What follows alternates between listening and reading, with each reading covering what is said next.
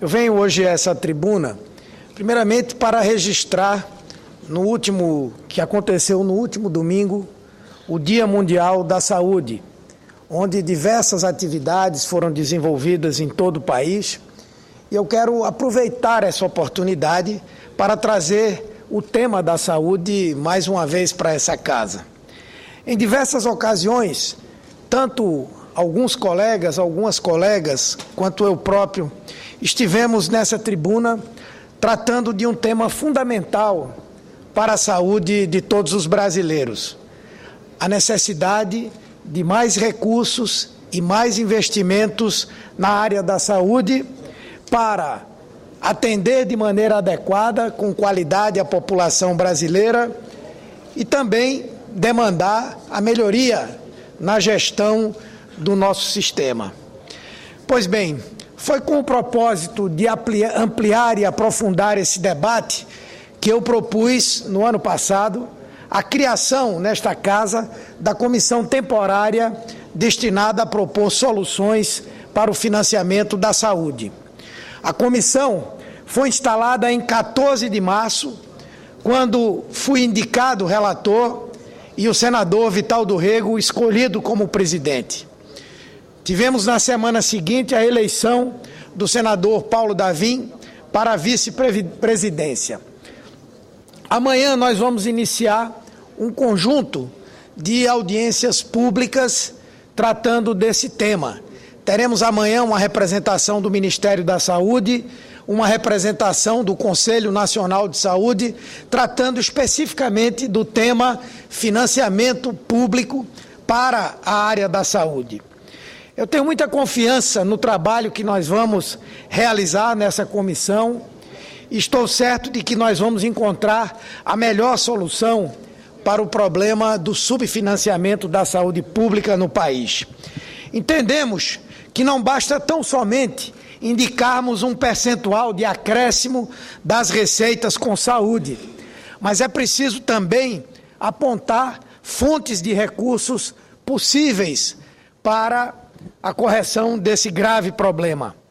Dessa maneira, estaremos contribuindo, de fato, para a melhoria da saúde no nosso país, ao invés de lançarmos mão de uma proposta demagógica de difícil aplicação, que é decidir pela lei o aumento dos recursos e não termos os recursos para atender o cumprimento dessa lei. Como eu disse, vamos realizar várias audiências públicas com representantes de diversos segmentos da sociedade. Vamos ouvir, além do Ministério da Saúde, do Conselho Nacional de Secretários de Saúde, dos secretários municipais de saúde, o Conselho também, CONASEMES, do Ministério do Planejamento, Orçamento e Gestão, do Ministério da Fazenda, do IPEA, da Agência Nacional de Saúde, da Federação Nacional de Saúde Suplementar, da Confederação Nacional de Saúde, das centrais sindicais e das entidades representativas dos profissionais de saúde. Pretendemos ainda analisar os projetos de lei apresentados nesta casa que dizem respeito ao financiamento da saúde. E vamos também interagir com a comissão da Câmara dos Deputados que trata do mesmo tema. Além disso, vamos estudar o funcionamento de alguns sistemas de saúde semelhantes, com cobertura universal, implantados em outros países. Esperamos identificar, além dos déficits de investimento e de custeio do sistema de saúde, os seus principais gargalos, bem como discutir os hospitais, o déficit de leitos e de rede nos diferentes níveis de complexidade. Vamos ainda avaliar em todos os níveis de gestão a qualidade dos recursos alocados.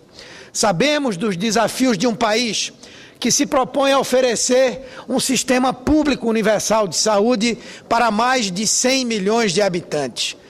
Vejam, senhor presidente, o Brasil é o país que tem o maior sistema público de saúde do mundo, porque há países, inclusive, mais ricos do que nós, mas que têm população menor do que aquela que é coberta pelo Sistema Único de Saúde. E esses desafios, eles só tendem a se agravar com o envelhecimento da população, com a incorporação de novas tecnologias no atendimento ao cidadão, que implicam a necessidade de mais recursos. Hoje, a saúde no Brasil é deficitária, quadro que se agravou enormemente com o fim da contribuição provisória sobre movimentação financeira, a CPMF, extinta em 2007, sem que outra fonte de recursos pudesse ser destinada à área da saúde. Em países como a França, a Alemanha, o Canadá, que também oferecem atenção universal, a parcela de recursos públicos no orçamento da saúde nunca é menor do que 70%. No Brasil, porém, de cada R$100 gastos em saúde no país, o setor público, incluindo estados, municípios e governo federal, aporta apenas R$45. E os demais 55 são desembolsados pela população por intermédio dos planos de saúde, pela aquisição de remédios e por outros gastos diretamente feitos pelos usuários. Esses patamares são equivalentes a gastos de sistemas fragmentados, segmentados de saúde, como é o sistema americano, e não nos sistemas universais.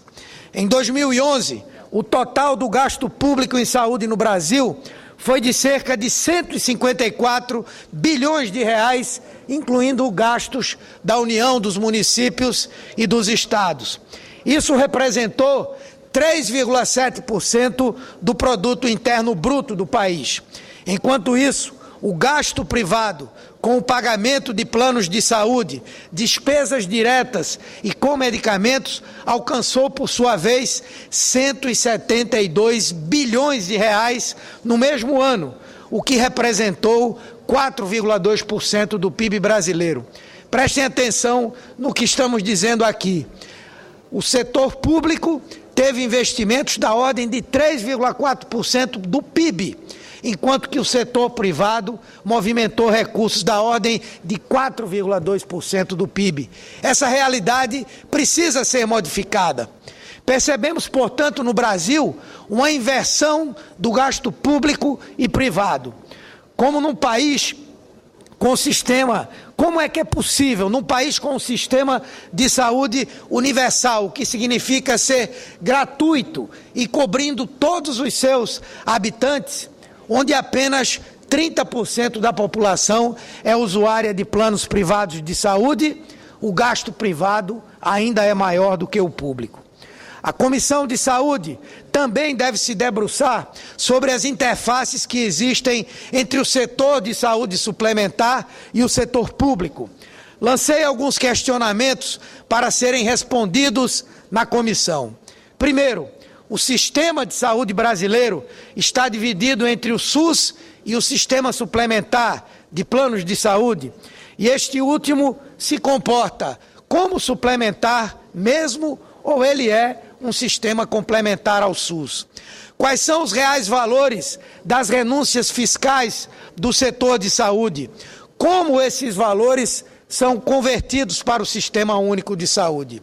Hoje, o setor privado de saúde termina sendo subsidiado em detrimento do SUS, não somente pelas renúncias fiscais, como também por encaminhar os seus associados à rede pública, ou seja, os tratamentos, os exames de mais alto custo não são realizados pelos planos de saúde e os seus usuários precisam procurar o Sistema Único para realizar transplantes, para realizar cirurgias complexas, para fazer hemodiálise.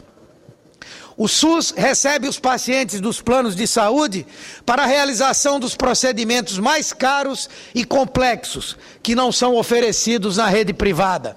Precisamos, portanto, pensar numa relação que não seja nem predatória, nem parasitária. Claro que as formas de aplicação dos recursos financeiros do SUS deverão ser estudadas. É necessário discutir a tabela de procedimentos, como pediu aqui o senador Aloysio Nunes. Mas tão importante quanto essa revisão é fazê-la de forma equitativa e organizada. Não se pode simplesmente reajustar a tabela do SUS linearmente. O desafio é reorganizar, principalmente nos pequenos municípios, quem utiliza os serviços das Santas Casas e quais linhas de cuidado da saúde são prioritárias. Estabelecer contratos, definindo metas e revisando as formas de pagamento é também algo fundamental. No início dessa semana, por exemplo, os hospitais filantrópicos de todo o país pararam por 24 horas, justamente para protestar contra os baixos valores nos repasses do SUS. Esses recursos não cobrem as despesas feitas nos procedimentos de baixa e média complexidade realizados pelas Santas Casas, que estão acumulando dívidas. Esse é um exemplo que reforça a necessidade de ampliação do financiamento da saúde. As Santas Casas têm papel fundamental no atendimento aos usuários do SUS. Enfim, caros colegas, caras colegas, vários são os questionamentos. O debate permitirá a todos nós termos mais clareza de quais medidas são viáveis para o sistema de saúde brasileiro e nos permitirão apontar a melhor solução para o financiamento da saúde. Muito obrigado, senhor presidente.